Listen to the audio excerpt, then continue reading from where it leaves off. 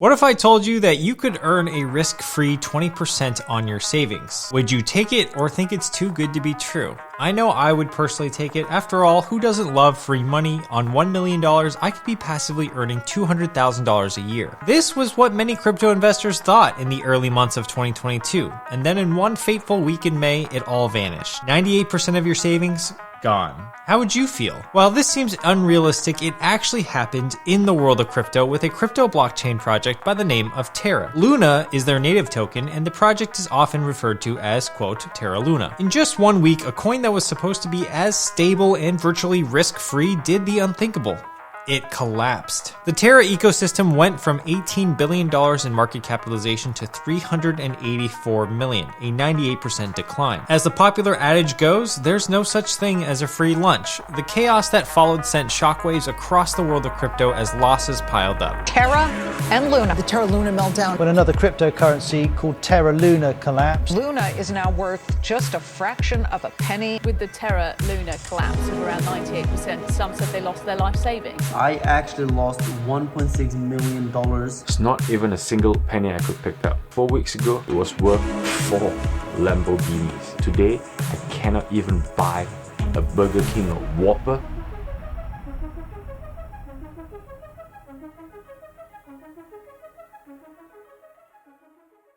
Now, I've covered a lot of business topics on my channel before, but the collapse of Terra Luna is one of the most fascinating dramas to ever come out of the crypto and business space. If one of the most technologically advanced stablecoins can collapse, what does this mean for the future of stablecoins, regulation in cryptocurrency, and how did this epic decline even happen? Stablecoins are the backbone of the entire crypto economy and played a key role in the rise and fall of Terra Luna. So, what is a stablecoin? Simply put, it's a cryptocurrency designed to have little to no volatility and maintain a peg, usually to the US dollar. Unlike other cryptocurrencies like Bitcoin or Ethereum, which can swing 5 to 10% in price in a matter of hours, the role of stablecoins is to provide structure to the crypto economy in two main ways. First, it allows investors to conduct transactions without having to worry about volatility. Second, it gives you a safe haven to park money in within the crypto economy. They solve a few key problems in the crypto space. Imagine this. Say you were a Dutch business owner who wanted to pay a client in China, who also happened to have a subdivision in Korea. This presents a problem.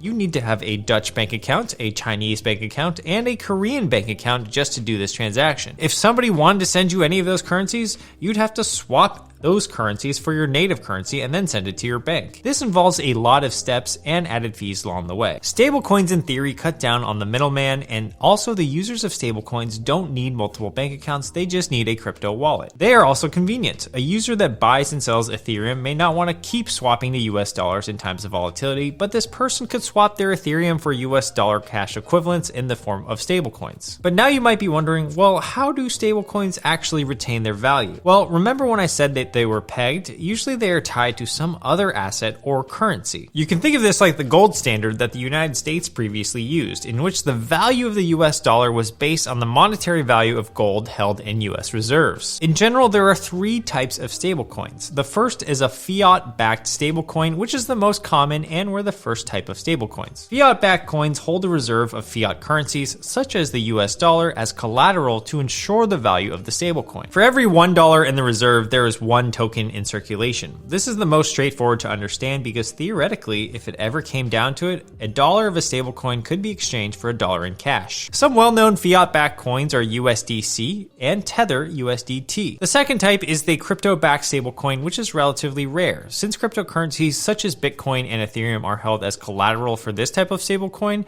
you would need significantly more collateral since crypto is so volatile. For example, the DAI stablecoin, which is backed by cryptocurrency, holds assets worth about 150% of the DAI coins in circulation. This buffer is there in the event that there are massive declines in crypto prices. The third stablecoin we're covering in today's video is the stablecoin based on an algorithm, which I find the most interesting of the 3. These types of stablecoins use complex algorithms, game theory, and incentives to control the stablecoin's value. That's it. There's no real backing or pegging to any asset. This is going to be foreshadowing for later in the video. These algorithms can be programmed automatically to create create more supply of a stablecoin or destroy supply in response to price swings. So with algorithmic stablecoins, the collateral isn't any asset, but solely your trust in the issuer of the coin and their ability to write an algorithm that will successfully control the coin supply. This can be somewhat compared to the central bank like the Federal Reserve, which don't rely on collateral to keep the value of the currency that they issue,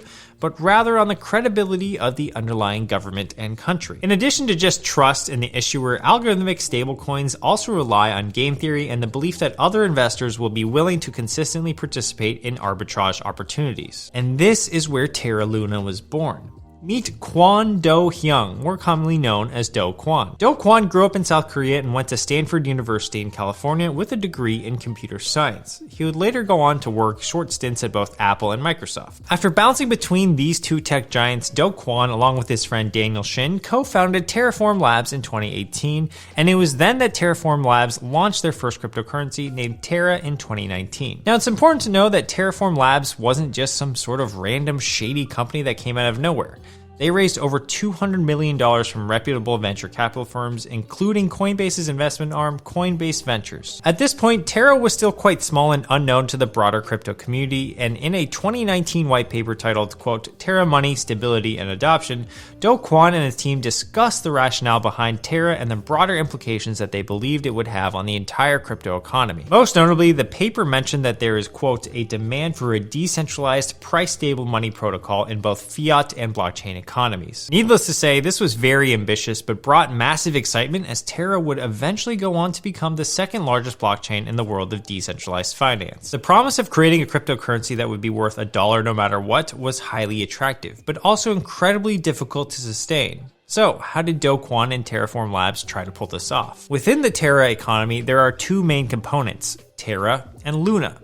Terra is the stablecoin and Luna is your typical cryptocurrency. While there are variations of Terra stablecoins that track different currencies, the most popular Terra stablecoin is Terra USD, which tracks the US dollar, and this is known as UST. It's important to know that while UST tracks the dollar, it isn't backed by the dollar. UST relies on the algorithms that we talked about earlier. Now, Luna is the other component of the Terra economy whose price is set by the market. So, how did these two coins work together? Since one UST is supposed to be equal to $1 worth of Luna, that means that while the quantity of Luna traded for 1 UST would vary, someone that holds $1 of UST should always be able to receive $1 worth of Luna. Now here's a graphic from Kyla Scanlon's newsletter that visualizes the relationship between Luna and UST. We'll link her newsletter below. So let's say that 1 UST is worth $1.05. Since 1 UST is equal to $1 of Luna, you could simply burn the $1 of Luna and convert it to the UST, netting you an easy profit of 5 cents. On the other hand, if 1 UST is worth 95 cents, you could burn the 1 UST and mint $1 worth of Luna. Easy profit again. Essentially, the relationship gives traders arbitrage opportunities and incentives to keep UST pegged at $1. The entire stability of the Terra ecosystem is built on the massive assumption that the players within the ecosystem will always strive to maximize their profits,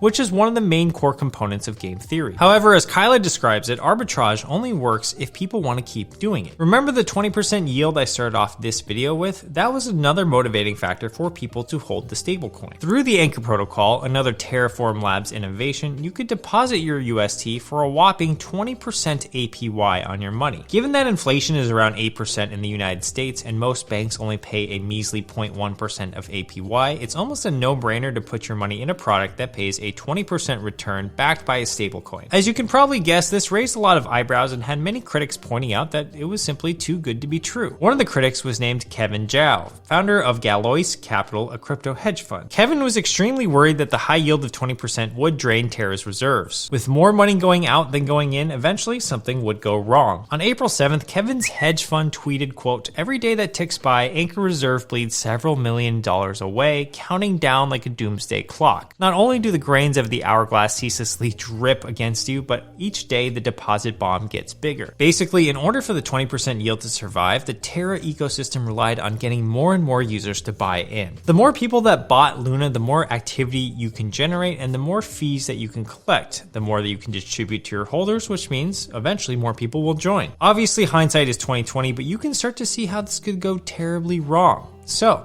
How exactly did all of this come tumbling down? On January 19th, Do Kwon announced the launch of the Luna Foundation Guard, which was started to, quote, build reserves supporting the UST peg amid volatile conditions. Terraform Labs funded the foundation with 50 million Luna, worth about $4.1 billion at the time. In the words of Do Kwon, he tweeted that the foundation would be building a decentralized Forex reserve against which UST can be redeemed during currency contractions. And this is when some questions started to arise. UST is meant to be an algorithmic coin that isn't backed by any collateral, but the Luna Foundation was saying something different, that it was supposed to be a reserve for the UST in case of a rainy day. Did this mean that Do Kwon knew what was going to happen? Perhaps a potential implosion or a massive decline? On Terra's Twitter account, it would actually admit that there is, quote, a hypothetical risk of a bank run scenario where demand to sell the stablecoin outstrips supply in a way that causes compounding price decreases in both native tokens. From the looks of what Do Kwon, the LFG, and Terra were all saying, it seems like they were becoming increasingly cautious, almost like a warning to UST holders that there could be some tail risks. When the Terraform Labs spokesperson was asked for more insights about the reserve, she said that the reserve would be, quote, an additional leg to stabilize UST's price if it falls way below the peg. After that announcement from the LFG made a flurry of Bitcoin and other crypto purchases, bolstering its reserve to over $4 billion and also becoming a top 10 largest holder of Bitcoin. As the Luna Foundation Guard continued to bolster its reserves, Luna continued to make high after all-time high. However, what goes up must come down, and in May, the cracks in the Terra Luna ecosystem began to show. On May 2nd, the Anchor protocol revised its roughly 20% yield to 18%, the first time it had ever been revised downwards. Then later, a single wallet swapped 85 million UST for 84.5 million USDC, another stablecoin. Unlike UST, USDC is backed by real assets. Now, this particular swap brought some concerns that perhaps the crypto whales knew that the gig was up. On Sunday, May 8th, the real trouble began. UST briefly lost its dollar peg after larger amounts of UST were withdrawn from the Anchor protocol, whose total deposits fell from $14 billion to $11.2 billion. While many were extremely concerned, some within the Terra community dismissed all of this, saying that the depegging was a coordinated attack. In fact, Do Kwon went on the offensive, calling many crypto influencers poor, and that the criticisms of the Terra Luna ecosystem were merely FUD, fear, uncertainty, and doubt. The LFG also went on a tweet storm stating that they would deploy $1.5 billion in capital in order to defend the stability of the UST peg. Despite this, the withdrawals continued, and by Monday, May 9th, the deposits on Anchor were at $8.7 billion, a roughly 40% decline from just 2 days prior. Basically, people were trying to liquidate everything that they had. When Do Kwon tweeted that morning about deploying more capital, UST was sitting at around 96 cents on the dollar. By Tuesday morning, UST was at 90 cents, and by Wednesday, UST had reached 30 cents. If you remember what we discussed earlier, if UST, the Terra stablecoin, trades under $1, it incentivizes traders and the community to burn the UST to mint or create one Luna instead. This was happening over and over again as UST lost its peg. In other words, this created a death spiral. It wasn't an instant free fall as you may expect. As you can see with this chart, UST had sharp bounces throughout Tuesday, Wednesday, and Thursday. This was because during all of this, the Luna Foundation Guard was spending large percentages of their reserves in an attempt to save UST's peg.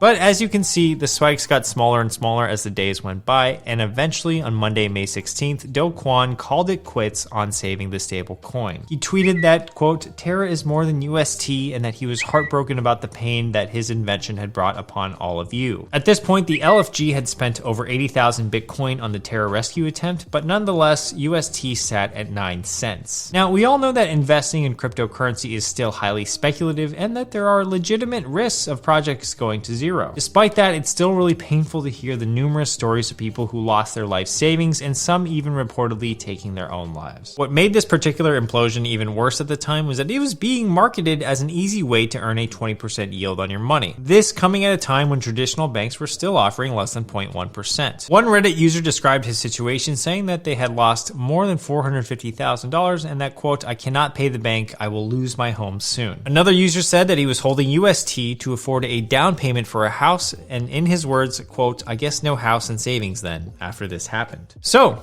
What now? Unsurprisingly, the calls for more stringent regulations came up once again after this collapse. US Treasury Secretary Janet Yellen recently called for federal regulation on digital assets, saying that while they aren't a real risk for the broad economy, the risks are growing, quote, very rapidly. SEC Chair Gary Gensler voiced his concerns as well, saying that, quote, I think a lot of these tokens will fail, and that, quote, there's going to be a lot more people hurt, which will undermine some of the confidence in the crypto markets. In March, President Joe Biden signed an executive order directing federal agencies across the government to devote more attention to the prospective regulation of digital assets. While there's a lot of talk about stablecoin and broader crypto regulation, it's still unclear what real actions will be taken. For the time being, the lack of regulation brings both pros and cons, and ultimately it depends on your reason for being invested in crypto. For traders and speculators, you probably want some form of regulation so that in the event of a complete collapse like Terra Luna, there might be some form of protection or accountability. However, true believers in the concept of complete decentralization wouldn't want any regulation. In the end, there's a trade-off between freedom and security, and promises of massive returns inevitably come with massive risk. So what's Do Kwon up to now? Well, they launched Terra 2.0 and renamed the original Terra to Terra Classic. After peaking at $19.53 on Saturday, May 28th, Terra 2.0 subsequently fell to around $4 on that same day. At the time of this recording, Terra 2.0 was trading for less than $3 a token. Whatever happens with Terra 2.0 now, many are skeptical of Do Kwon and have completely lost trust in him and Terraform Labs. So what's the moral of the story here? Be sure to know the difference between speculating and investing. I like to ask myself this question. If you see a stock or crypto go down, are you nervous about your losses or excited for the opportunity to buy more? While it's unclear how the story of Do Kwon and Terra Luna will end, I'm going to leave you with this clip that recently resurfaced. We have sort of something called a protocol Armageddon at the company. So what protocol Armageddon is it's a kill switch. So whenever we feel like we're no longer in a position to be able to best serve the community, we pull the trigger and 24 hours we're gone. We burn all of our assets, we cut all of our ties, and it's nothing. So that's just in case where things move a little bit faster than we're anticipating. Crazy, right? If you like this, make sure to subscribe, and we'll see you guys in the next video of Out of Office.